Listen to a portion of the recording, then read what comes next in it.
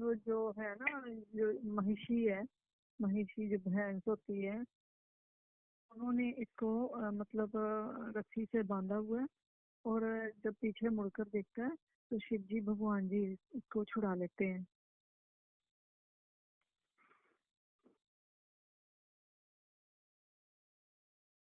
Hello. Hello. हाँ, तो ये तो शुभ संकेत है ना, इसमें डरने की क्या बात। इसे शुभ संकेत है। हाँ। और डर गए थे बाबा गुरु जी। पता है, आपसे बात करते हैं तो अच्छा लगता है ना। कि बाद में कहता है, पहले मुझे पकड़ा वो भैंस, भैंस होती है ना, और वो मुझे ऐसे करके ना, मुझे यमराज पता नहीं कौन आए, शनिदेव आए, समझ नहीं आ रही थी, तो उन्होंने इसको ना रस्सियों से बांध लिया है। तो फिर जब पीछे मुड़कर देखा है तो शिव जी भगवान जी आए हैं, तो उन्होंने इसको छुड़वा लिया है।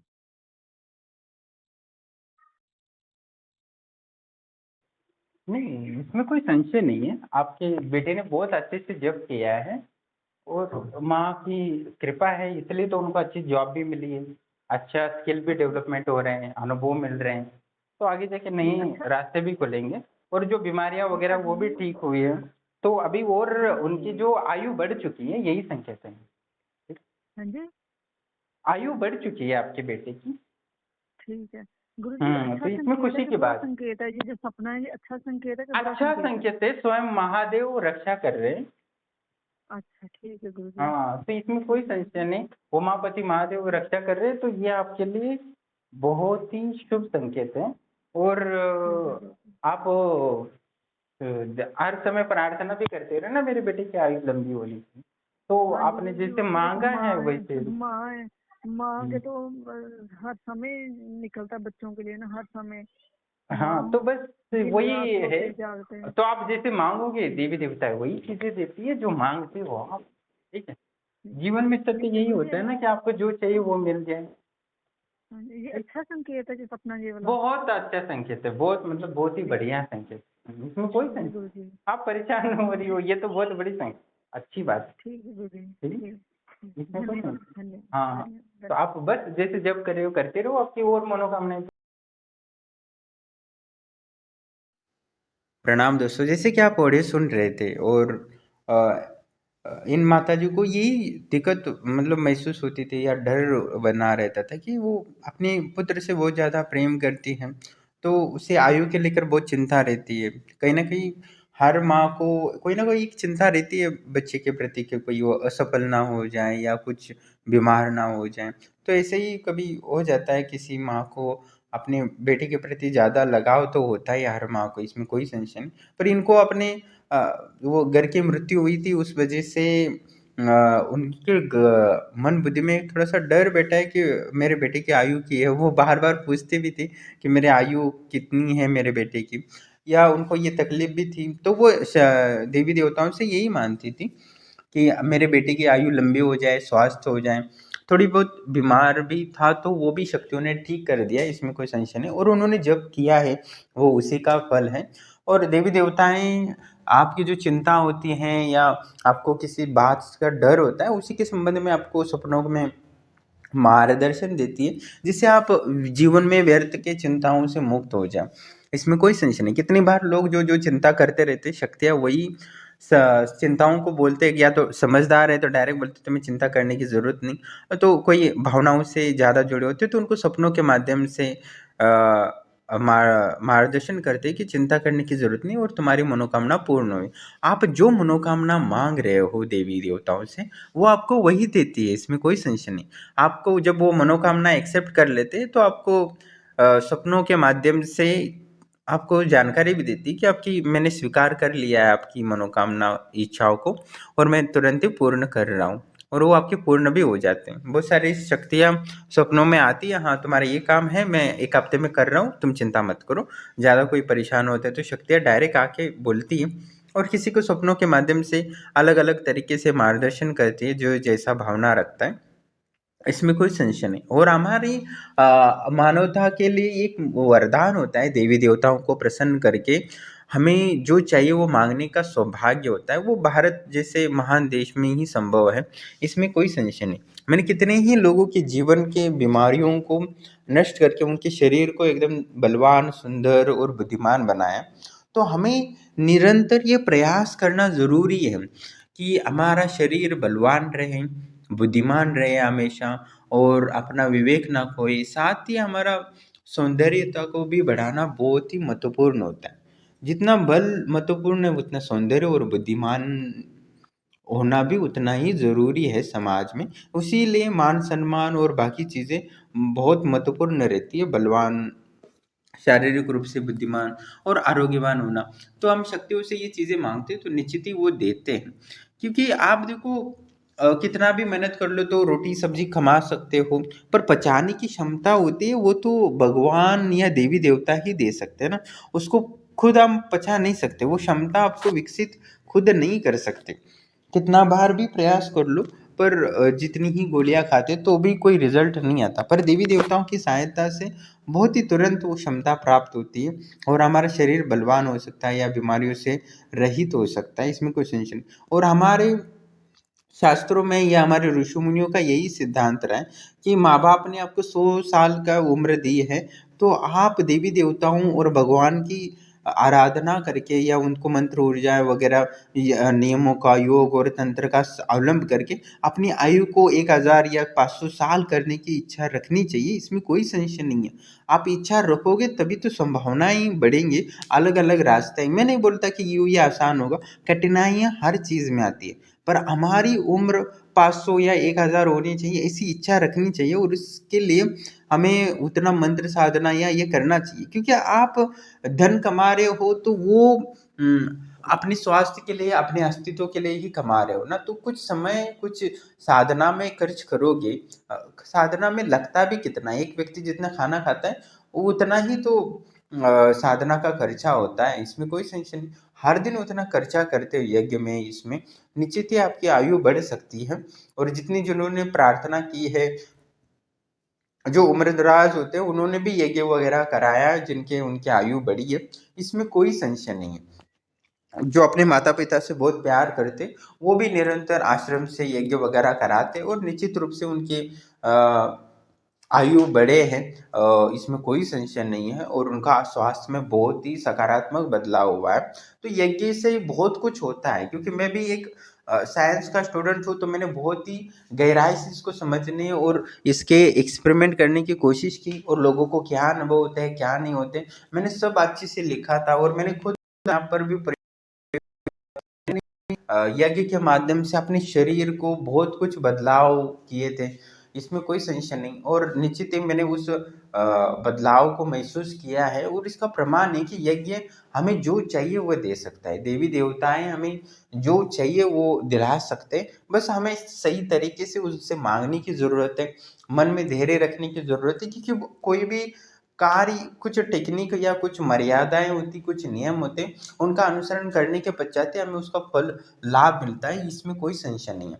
तो उस बातों को सही गहराई से समझ के हमें जो चाहिए, धन चाहिए, ऐश्वर्य चाहिए, स्वास्थ्य चाहिए, और महत्वपूर्ण तो यही है कि मैं शरीर को ज़्यादा महत्वपूर्ण मानता हूँ मानवता के लिए। क्योंकि जो व्यक्ति आरोग्यवान है तो वो सब कुछ अपनी मेहनत से प्राप्त कर सकता है, देवी देवता सहयोग करे ना करे, इसमें कोई संशय नहीं।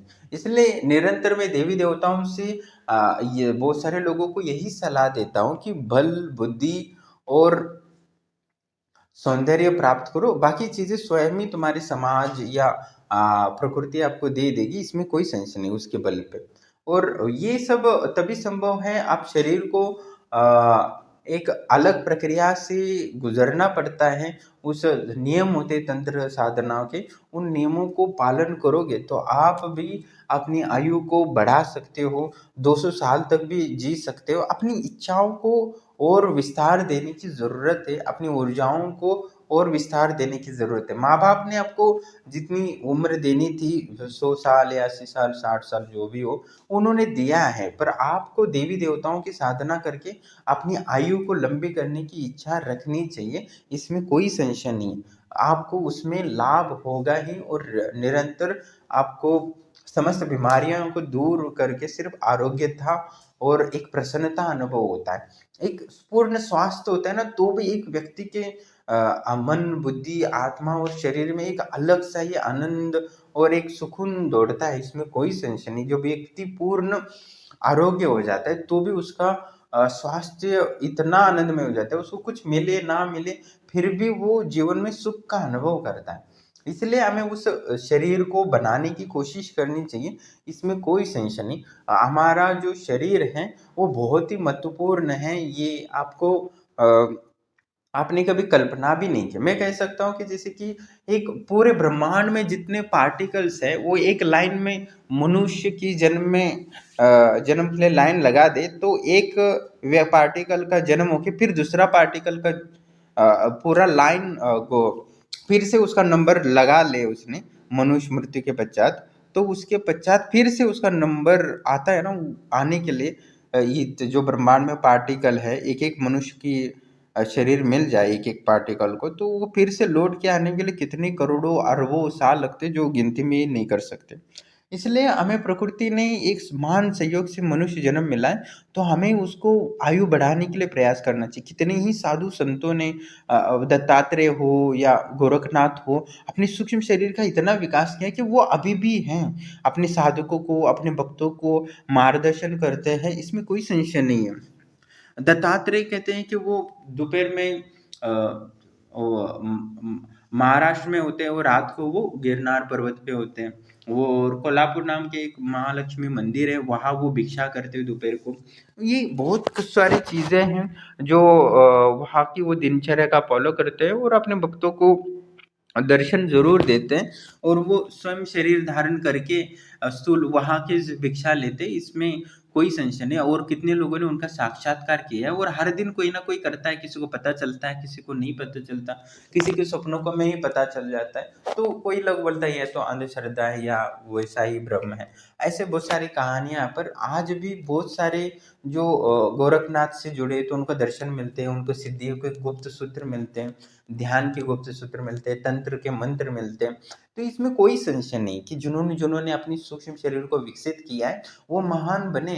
तेलंग स्वामी हो, कितने ही लोगों ने अपनी आयु को 500 साल से किया है। एक जो ज्ञानेश्वर और चांगदेव की कहानी है, जो चांगदेव था उसने योग के माध्यम से 1400 साल तक अपने शरीर को आयु बढ़ाई थी। और ज्ञानेश्वर से उन्होंने ज्ञान प्राप्त कर लिया और उसके बाद वो अपने शरीर को मुक्त होगी, क्योंकि सत्य को, परम सत्य को जानना इतना आसान नहीं होता। भले आप आयु को 14 साल बढ़ा दो तो भी ज्ञान की प्राप्ति की लालसा कभी कभी बहुत से कारणों से नहीं हो पाता, पर कहीं ना कोई विशेष व्यक्ति जैसे ज्ञानेश्वर जैसे व्यक्तियों का जन्म होता है जो उनसे 1400 साल बड़े व्यक्तियों को भी ज्ञान दे सकते हैं। तो इन तंत्र और योग हमारे जीवन को एक अलग दिशा दे सकता है, इसमें ध्यान डालने की जरूरत है, इसमें सही संशय नहीं। आपके गुरु अनुभवी है तो आपको निश्चित ही सफल दिला सकते हैं, पर हर चीज की कुछ मर्यादाएं होती हैं, उन मर्यादों को आपको पालन करना ही पड़ेगा, इसमें कोई संशय नहीं। और आप उसको पालन करते हो, जिसके पश्चात आपके जीवन में जो चाहिए वो प्राप्त हो ही जाएगा। ऐसा हो ही नहीं सकता कि तंत्र और यज्ञ और योग के माध्यम से या समाधि के माध्यम से आपको जो चाहिए वो ना प्राप्त हो।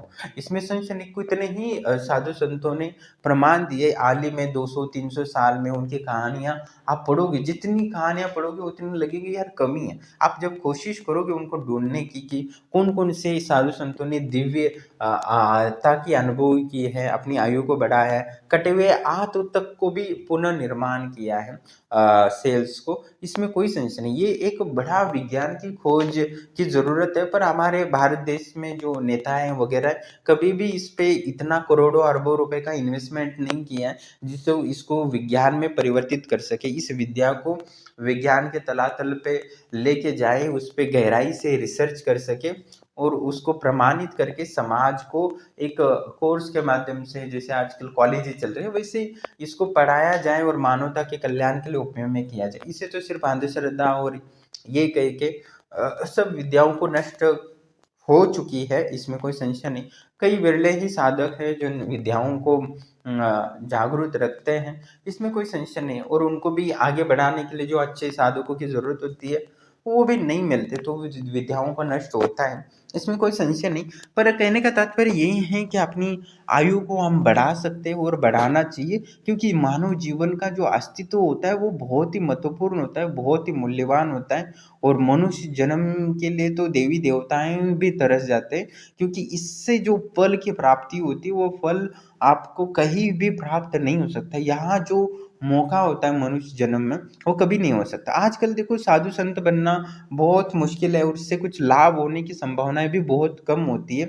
इसलिए हमें गृहस्थ में बैठकर ही साधनाएं करनी पड़ती है, और गृहस्थ में बहुत कुछ कर्तव्यों का निर्वाह करना पड़ता है, बच्चों से लेके उनके पढ़ाई से लेके उनकी शादी तक लेके धन के संदर्भ में समस्त कार्य करने होते हैं। फिर भी हमें अपनी आयु को बढ़ा लेते तो वो जो हम साधु संत बन के जो प्राप्त कर सकते वो प्राप्त कर सकते।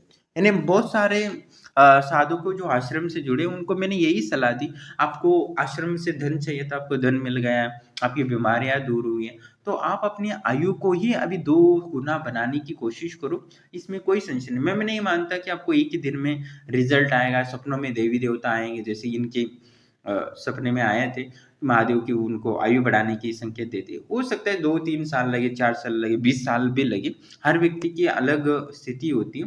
पर आप प्रयास करते हो तो निश्चित ही मैं उसमें 100% सहयोग करता हूँ। हर व्यक्ति को आयु बढ़ानी ही चाहिए, और व्यक्ति को 100 से ज़्यादा से लेके 400, 500, 1000 तक जीने की इच्छा रखनी चाहिए, और अपने शरीर को बनाना चाहिए जैसे चांगदेव ने बनाया था। तो डेली इसमें संशय नहीं कि उन्होंने कितनी मेहनत की होगी। आप भले 1 घंटा भी कर लोगे तो आपकी उम्र 1400 साल नहीं, 140 साल भी बढ़ जाए सिर्फ 10%, तो भी आपकी उम्र 200 हो जाएगी, इसमें कोई संशय नहीं। तो अपनी आयु को और भला विस्तार देने की जरूरत है। अपनी आयु को फिर से 16 साल के जैसे लड़के जैसे दिखने की इच्छा रखनी चाहिए, इसमें कोई संशय नहीं है। और आप प्रयास करते हो तो निश्चित ही आपको सफलता मिल सकती है, इसमें कोई संशय नहीं है। मैं भी कभी कभी बाहर जाता हूँ तो लोग मुझे मेरी उम्र को देखते कि तुम, उनको मैं पूछता हूँ मेरी उम्र कितनी होगी, तो वो बोलते हैं 19 या 20 होगी आपकी उम्र। तो उनको मेरे चेहरे से उनको उतनी मेरी उम्र नहीं दिखती जितनी है। तो आप तंत्र या यज्ञ के माध्यम से वो सब संभव कर सकते हो, इसमें कोई संशय नहीं है। पर आपको अपने शरीर को उस मोड़ पे तंत्र और यज्ञ को समझ के उसको अपने जीवन में उतारना चाहिए। ये सब धीरे धीरे ही हो सकता है, क्योंकि आपके जीवन में बहुत सारी और भी कार्य होते हैं, तो इसमें धैर्य की जरूरत है। और तुरंत रिजल्ट चाहिए तो बहुत बड़ा यज्ञ करना पड़ता है, जिसमें बहुत कुछ खर्चा आता है, जो विरला ही कोई कर सकता है, इसमें कोई संशय नहीं। और मैंने यज्ञ के माध्यम से बहुत सारे लोगों को उनको जो नहीं मिलता उनके भाग्य में वो भी दिलाया है, इसमें कोई संशय नहीं। और मैं करता रहता हूँ जो उनकी मानवता के कल्याण के लिए और नैतिक रूप से जो अच्छा होता है मैं उनके लिए यज्ञ करता हूँ, इसमें कोई संशय नहीं। और जो मेहनत करते हैं सिर्फ जब समर्पित करते हैं तो भी उनको बहुत कुछ मिलता है, इसमें कोई संशय नहीं। और जिन्होंने जिन्होंने जब भी करा है और उन्होंने सब कुछ प्राप्त किया है, ऐसे कोई उदाहरण है साधक साधिका, उन्होंने सिर्फ जप ही किया, उन्होंने आश्रम से जुड़ने के पश्चात 1 रुपए का भी यज्ञ नहीं किया, पर सिर्फ जप ही किया है निरंतर। और उनको जो चाहिए उनके जीवन में जो भी बाधाएं आती वो शक्ति से प्रार्थना करते और तुरंत ही उनका सर्व कार्य हो जाते हैं, और बीमारियों से लेके उनकी आयु बढ़ाने तक लेकर। तो इसमें कोई संशय नहीं, बस आपको निश्चित रूप से 11 माला ही करता है तो उसको जो चाहिए वो सब मिल जाता है।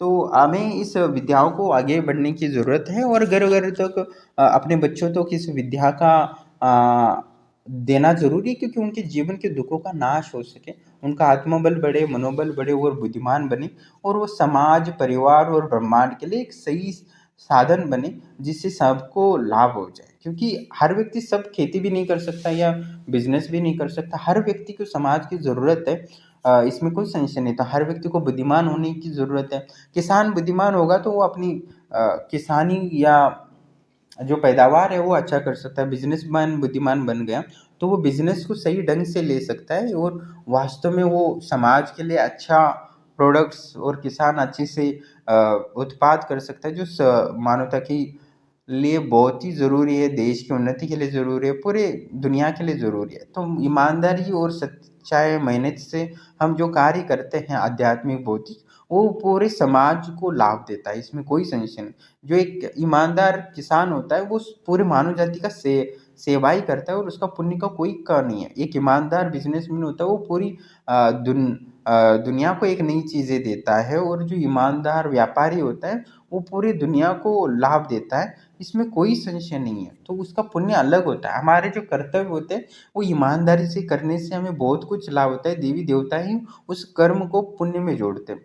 तो हमें उस पुण्य को अलग नहीं समझना चाहिए, और अपनी साधनाओं को जोड़ के उस पुण्य को एक करके हमें बड़ी बड़ी चीज़ें प्राप्त हम घर बैठे कर सकते हैं। और बहुत सारे उदाहरण हैं जो कल्पना से परे चीज़ें साधक साधिकाएं प्राप्त कर चुके हैं, और मैं भी आश्चर्यचकित हो जाता हूँ, क्योंकि मैंने भी कभी सोचा नहीं था कि एक दिन ऐसा आ सकता है कि मैं लोगों को इतना ज्ञान दे दूँ और वो अपनी ज्ञान को परिपक्व करके वास्तव में अपने जीवन में एक अलग सा बदलाव करे जो कल्पना से परे हो। तो निश्चित ही आप जो मांगोगे देवी देवता वो देंगे। बस हमें उस तरीकों को समझने की ज़रूरत है, शांति और धैर्य से। आप इस चीज़ को समझ नहीं पाओगे तो निश्चित ही आपको जो चाहिए वो कभी प्राप्त नहीं हो सकता। इसलिए शांत बुद्धि से सोचने की ज़रूरत है, और इसमें कोई संशय नहीं कि आपको जो चाहिए वो प्राप्त ना हो।